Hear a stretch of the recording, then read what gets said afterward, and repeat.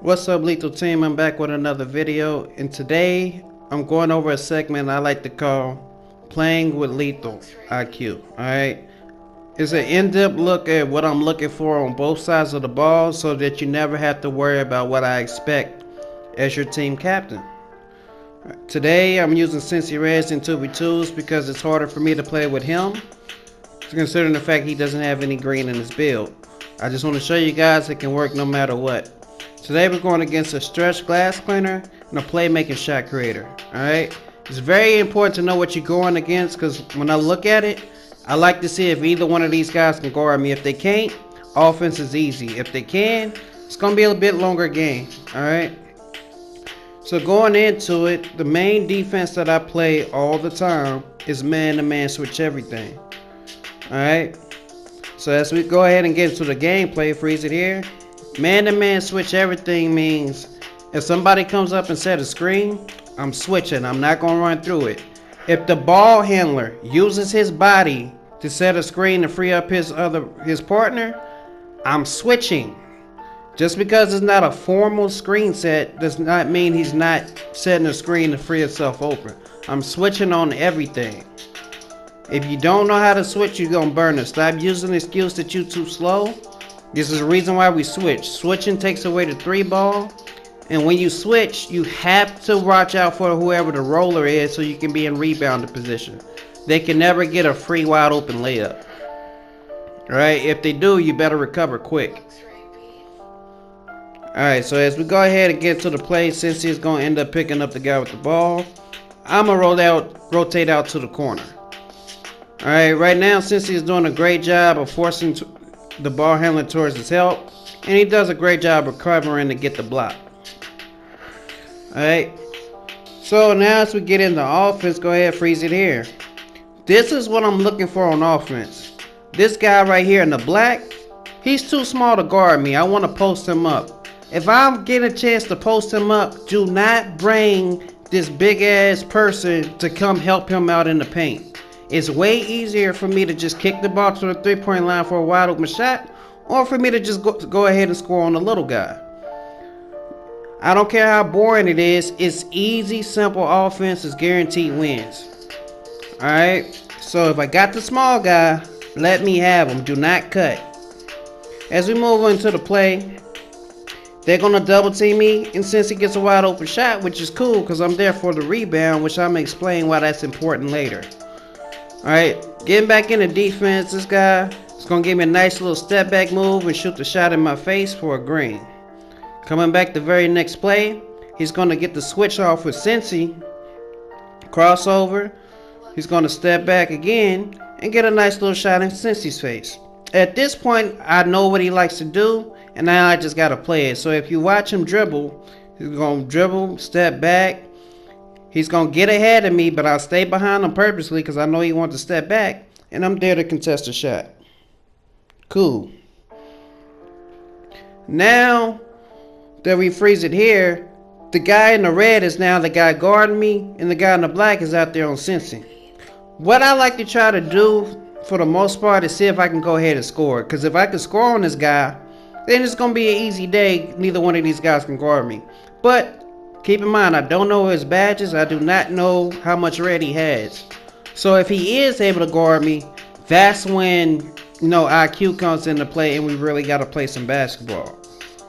But until I figure out whether I can do that or not, just keep spacing out the floor, give me room to work, and then, once we figure out what they do, we exploit them for it.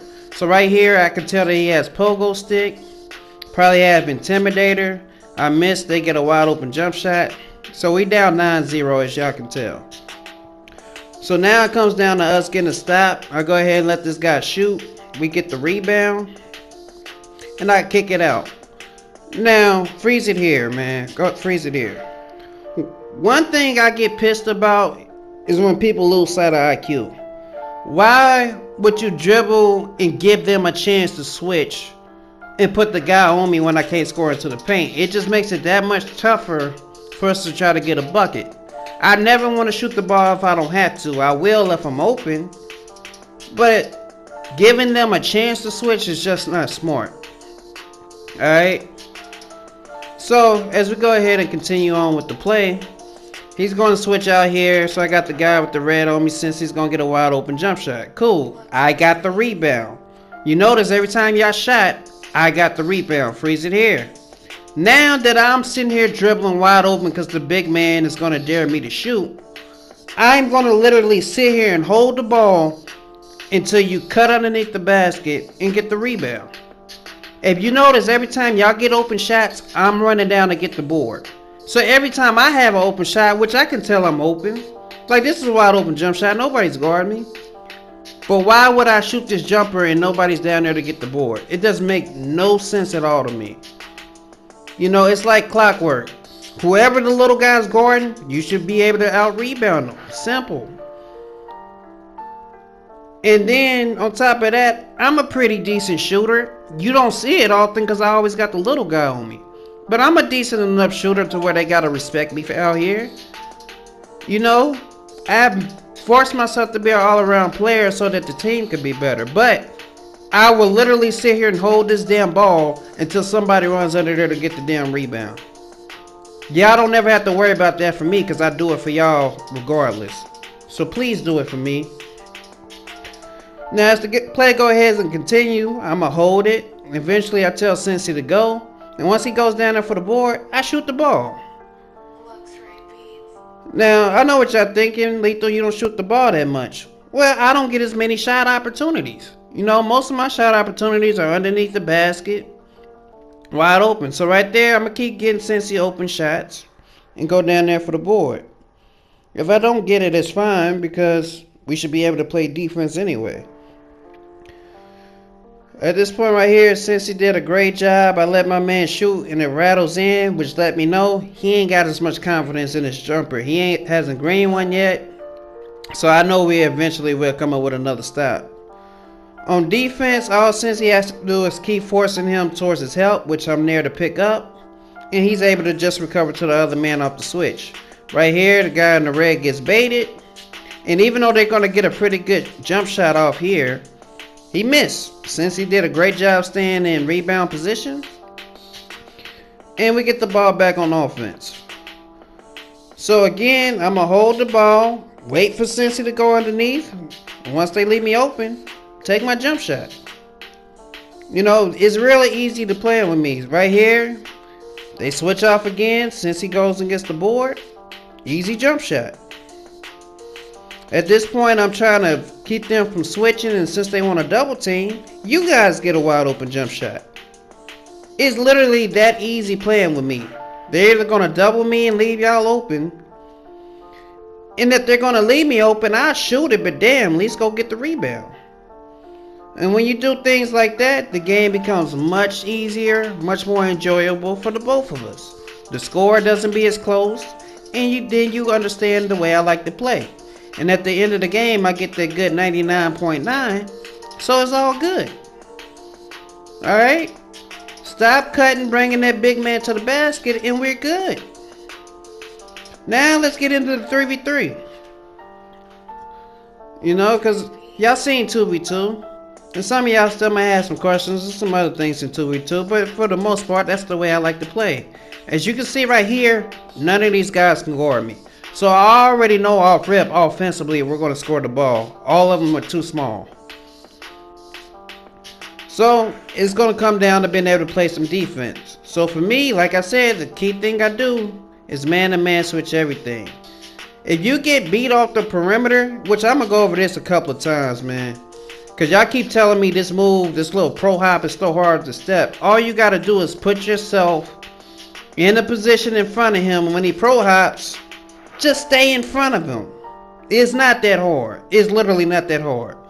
But nonetheless, when you play defense and you switch everything properly, you can force a bad shot. We get out onto the break and we get easy points. Alright? At this point, we're at 5-0 and we're doing a great job at just switching. You know, if Cincy gets beat, I'm there to pick up his man. And you just kind of go from there. It's easy to get into the passing lanes. Everything starts running smooth. And then you get open shots on offense. Y'all know I like to pass the ball, so please, when I'm posting up, respect the fact that I'm looking to pass, but I have to be aggressive and score first. That's my first instinct. So right there, freeze it. If we get into a situation where we force them to pick the ball up, do not gamble and give up an easy backdoor bucket. Those are killers in games.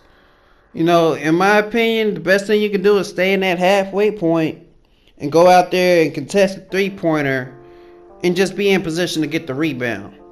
Now, if they just gonna make a dumb pass and you can pick it off, cool, but you should never gamble so much that you end up giving up an easier bucket because of it. Alright, gamble smartly. So as the play continues, Terrence reached, got beat for the backdoor bucket. As you can see at this point, the score is 11-2. Go ahead and freeze it right here.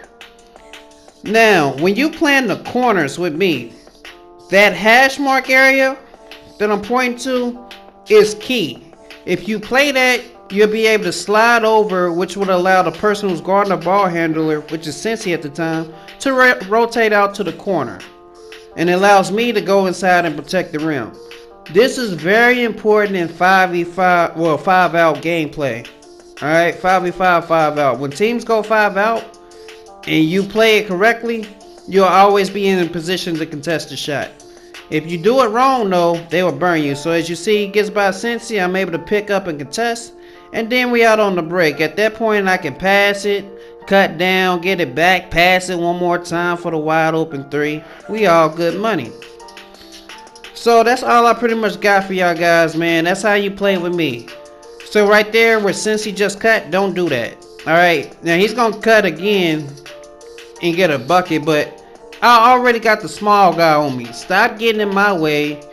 And I'll let you know when you guys have wide open cuts. You know, I always call it out. But the easier we make it, the easier it is for everybody. So as you see me come down, I'm going to go ahead and dot my man T-Will. That's going to be the end of the video. I hope you guys learned something today.